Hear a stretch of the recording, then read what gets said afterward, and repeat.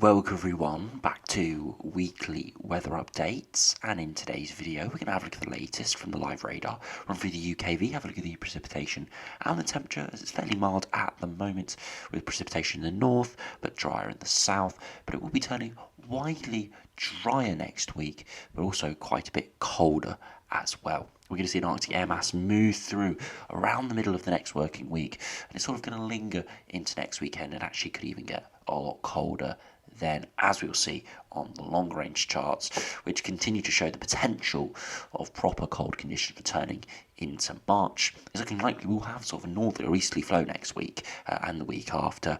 Nothing substantially cold at this stage, generally average to below average, but we are still seeing signs perhaps of the sun stratospheric warming propagating through the atmosphere and giving something a lot colder, potentially considerably colder for the time of year coming into March. GFS today once again producing huge blocking and bitterly cold air flooding into northwest Europe. I must say though, it is uncertain.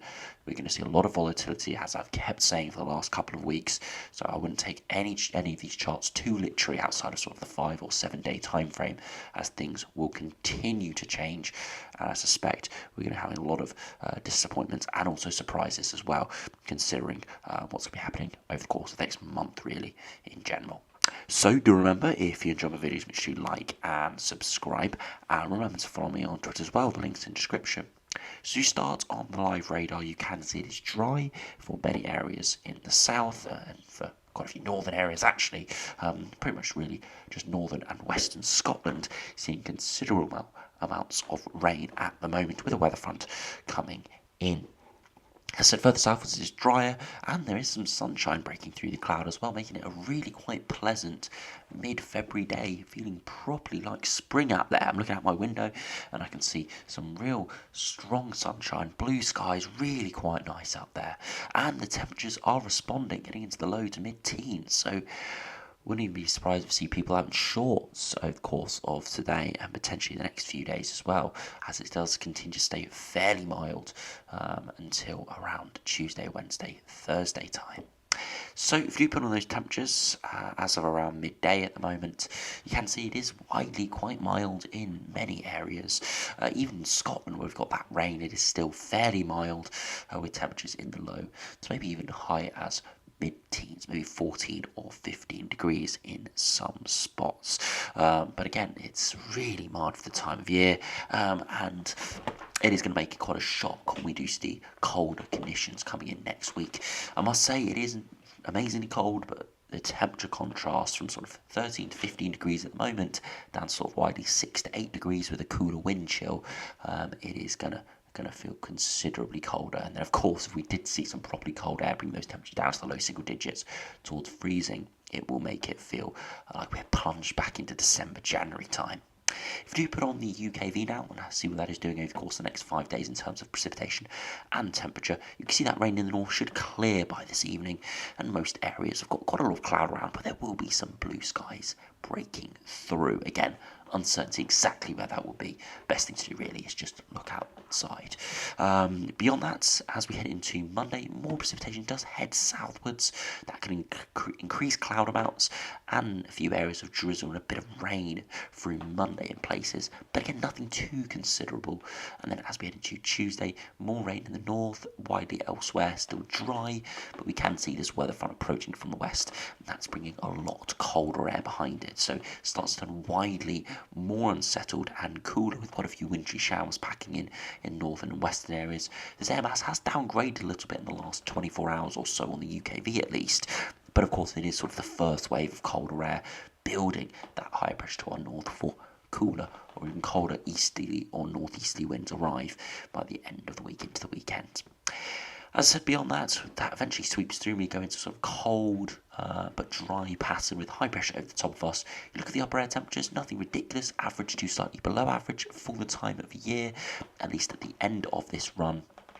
Again, showing that it is going to be fairly chilly towards the end of the week. Again, not producing anything too ridiculous in the day, average to below average in the day, sort of, as I said, 6 to 8 degrees, but overnight those temperatures will be dropping down widely towards freezing wherever we see clearer skies. So if you do put on those 2 metre temperatures, you'll be able to see the big temperature drop over the coming days. You see today, widely 10 to 13 degrees, probably slightly milder in a few spots and feeling quite warm in the spring, or well, late winter now, sunshine. As we head into tonight, into tomorrow, those temperatures probably won't drop all too low at all. Down to as low as maybe 5 to 8 degrees. Again, that's not particularly cold for overnight conditions towards mid to late February. As we head into Monday, again, those afternoon temperatures will still be very mild, perhaps widely 10 to 15 degrees, proper spring-like temperatures. And then as we head into Monday evening into Tuesday, we see temperatures again dropping down to as low as 6 to 8 degrees, and again into the daytime we see the temperatures rise to as high as maybe again 8 to 10 degrees. So not particularly high diurnal range there, really pretty much saying those temperatures staying pretty constant as the cooler air starts to drift in. Overnight into Wednesday, you can start to see that cold air pushing in from the north and the west, and by Wednesday afternoon, many areas in the north and west struggling into the mid-single digits. Further southwards and eastwards may just nudge 10 degrees, but nothing too substantial. And then finally into Thursday, overnight temperatures widely down to the low single digits, if not towards freezing, where we have clearer skies, and by Thursday afternoon, quite a chilly day, 6 to 8 degrees, and again with that northeasterly flow, it will feel colder out there with quite a significant wind chill. But as I said, not ridiculously cold, average to slightly below average. We'll just have to see what happens beyond that towards last week or so of February and the start of March. So if you do now have a look at the GFS and see what that is doing over the course of the next couple of weeks, again a westerly flow at the moment, that cold northerly wind coming in, and the high pressure bills to our north, it starts to try and tap into that cold air towards Scandinavia and Eastern Europe, and it does drag in for a time quite a brisk and cold easterly wind. But generally being under the high pressure, it will be cold, but nothing ridiculously cold, with not pulling at any sort of ridiculous Arctic air mass, just generally average to below average. But under the strong high pressure, we'd likely see an inversion, so still cold in the day and overnight temperatures dropping well below freezing. Now that rounds out the end of February, but it's what happens beyond that as we see the impacts of the sun's stratospheric warming starting to come through the atmosphere. We initially start to pull in a bit of a milder southeasterly flow here, just looking at the orientation, nothing too ridiculous, and again under the higher pressure it still would likely be fairly chilly, but nothing ridiculous, no snow, nothing like that. But we continue to see this sign of the higher pressure moving towards Greenland and starting to see cold air, proper Arctic air flood into northwest Europe. And in this run we start to see proper cold, snowy weather into Scandinavia and northwest Europe. You look at the upper air temperatures and you see the minus 10 isosphere moving in, and likely the minus 15 soon to follow in many areas too into the first week of March. Bitterly cold conditions, temperature deviation well below average for most of northwest Europe and Russia really, and you look at the potential equivalent temperatures, really frigid conditions moving in. So yeah, we'll be going very cold with this sort of pattern. But if I do run it back and just look at the potential equivalent temperatures, giving us a good idea of the sort of air mass we will be in, because sometimes the 850 HPA temperatures can be deceiving, especially under inversion. It's better to look at the potential equivalent temperatures here. Again, we're just looking for any sort of darker navy blues to indicate temperatures below average and fairly cold. So you can see we do go cold, we stay in those blues, and we see even more blues spread in for the end of the weekend into next week, and it stays fairly cold, but eventually that cold air does degrade away, but stays fairly chilly all the way to the start of March before we see that real bitterly cold air starting to head in. So from here, from sort of the middle of next week, it's going to remain from the GFS average to below average, even when we do see slightly milder upper air temperatures. As I said, under the high pressure, inversion, cooler continental flow will mean it stays at the surface still pretty chilly. Now if we do go over to the GM, see how that does compare, see any signs of anything really cold, we can see the northerly wind starting to come in next week. High pressure moves to our north, starting to pull that brisk easterly wind in, and that's pretty much where we get to at day 10. But you can see amplification building in the Atlantic, this high pressure system heading towards Greenland, and you'd expect to see something similar to the GFS here in terms of bitterly cold air plunging into northwest Europe and potentially northerly or northeasterly winds. regardless, till day 10 here, we do see cold easterly winds, and we do see fairly cold air spreading into at least the south here. Again, could accompany some winteriness, but generally cold and maybe frosty conditions with this. So GM doing something very similar to day 10, but because it only goes out to day 10, we can't see anything into early March, really, where the potential really builds for something significantly cold. Towards the end of this month, it will be cold, but nothing significant as of yet. I'm not expecting any major snow or anything like that, maybe apart from areas in the north and over higher ground. But again, very similar pattern. Got this high pressure building northwards and potentially even building it towards Greenland by day 10.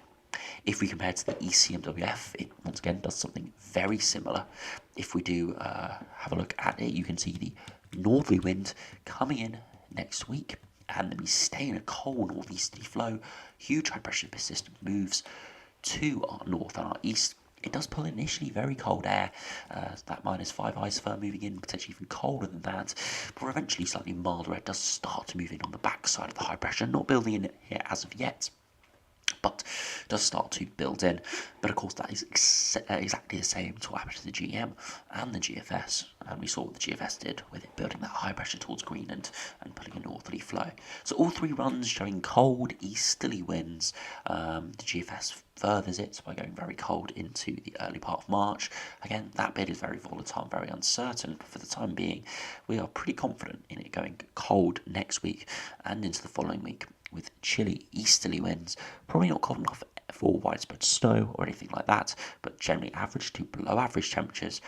Quite a potent wind chill out there, especially when we've got that brisk easterly flow in the south, and there will be widespread frosts and cold temperatures overnight. If you finish by having a look at the ensembles, the latest GFS ensembles here, again you can see it's fairly mild at the moment, and then we go below average by a few degrees down to the -5 level, and we stay there all the way to the end of the month. Just as we start March, that's when we get the real volatility. We get some very mild runs, and we also get some very cold ones and some bitterly cold runs into the first week of March. Temperatures well below the -5 line, down towards -10 or -15. Again, we can see the GFS operational on there. The surface, as I said, would be cold, but you can see the upper air temperatures are well above average, and again, just how AM50 HPA temperatures can sometimes be deceiving for surface temperatures, especially in the winter. So of course we have to keep an eye on that. But if you are looking for snow or anything like that, we'd of course have to see those upper air temperatures down to the -5 line or lower. So it looks potential into early March, but no significant sort of risk at this stage. Again, if we put on the dew points, a very good indicator of the wind direction, also with the air mass direction, where it's originating from, and you see the dew points pretty much hovering around freezing, or if not below freezing, from the majority of ensemble members for the next couple of weeks. Again, indicating an Arctic air mass either coming directly from the north or from the continent, so more of a continental dry cold air mass. So again, that's why it's going to feel chilly, going to feel cold, even if the upper air temperatures, like the GFS operational run was showing, fairly mild and giving us pretty chilly conditions at the surface. Again, you look at the 2 beta temperatures, again, widely sort of mid-single digits, sort of 5 to 8 degrees. Again, that's including spread of colder runs and milder runs, so it'll be somewhere on that spectrum. So I must remind you, we're not looking at anything bitterly cold, but average to below average, and then with the wind chill, especially in the south and the east, feeling colder than that. If you finish by looking at the ECMWF ensemble, see if we got cross-model consensus, very similar to the end of the month, dropping below average, maybe not quite as far below average, but still very much below average. And again, into the first couple of days of March, we do see a split. We see some very mild runs, and then we see some very cold runs, like the ECMWF operational run, which did bring in that very cold easterly wind, others building more of a milder air mass. So there is huge spread, huge volatility into the longer term, but by no means is it going to be very mild. Even if we see a milder air mass coming from the east, it most likely, similar to the GFS operational run, through that period of early March, before we pull in that very cold air mass, would most likely be chilly because of dry continental air originating from the poles, originating from the North Pole, and of course with low dew points, cold wind chill, making it feel still below average, even if those upper air temperatures are mild. So we are setting up for a cold next couple of weeks. How cold will it get? Will we see any snow? Things like that are still yet to be determined, and we'll just have to keep you updated on what's going on with that. But one thing for sure, we're not going to be seeing any real milder weather within the next couple of weeks. I don't suspect many areas will see temperatures much above 9 or 10 degrees, which is fairly mild. But as we head into early March, that will feel very cold. And in March, we can sometimes see temperatures into those high teens or even 20 degrees for a time. We've had seen some very mild, warm, sunny Marches in the past. I do think with the SSW and the latest model output, I do think March could be a fairly cold month. Whether it's bitterly cold and snowy or whether just average to below average with a lot of frost and fog and generally cool conditions, we will have to see. But March at the moment does look likely. Does look like it's going to be setting up to be a cool or cold month. But of course, we will have to see. We only really look at the latest models, and of course, they are very uncertain beyond day 7, day 10 in general. So it's just one we do need to keep an eye on. But for the time being, it is looking cold. It is looking fairly frosty as well in places, and there is the risk of snow in the longer term, but nothing too substantial in the short term. So we'll have to see what happens. So anyway, thanks for watching. Hope you enjoyed. Make sure to subscribe if you're new, and I'll see you again for another video soon.